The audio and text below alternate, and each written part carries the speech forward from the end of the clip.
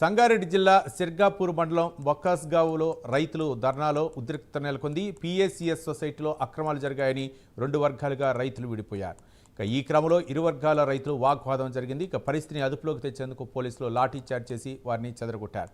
ఈ నేపథ్యంలో sub collector Umaharathi రైతులతో మాట్లాడారు. అక్రమాలపై విచారణ జరుపుతామని హామీ ఇచ్చారు.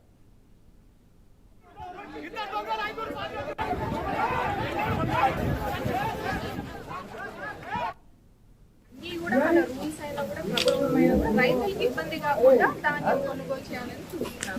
ఏదైతే మీరు చిన్న చిన్న సమస్యలు చెప్పారో వాటిని వెంటనే మేము ఎంక్వైరీ చేసి కరెక్ట్ యాక్షన్ తీసుకుంటాము. అల్టిమేట్లీ ప్రభుత్వం గోల్, అడ్మినిస్ట్రేషన్ గోల్ ఏంటి? రైతులకు ఇబ్బంది కాకుండా ధాన్యం కొనాలి. అట్లనే జొన్న గురించి కూడా రిక్వెస్ట్ చేసినారు.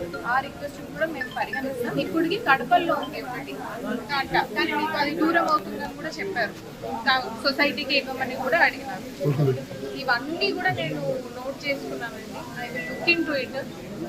మనం ఏదైతే సమస్య ఉందో అవన్నీ పరిష్కారం చేద్దాం. ఇప్పుడు ఇమ్మీడియట్ గా కూడా మీరు వెహికల్ ఇష్యూ గురించి చెప్పినారు. దాన్ని కూడా మేము ఇమ్మీడియట్ గా ప్రయారిటీలో ఇక్కడ బొక్కస్గావ్లో రైతులు ఇబ్బంది కాకుండా సాల్వ్ చేస్తాం.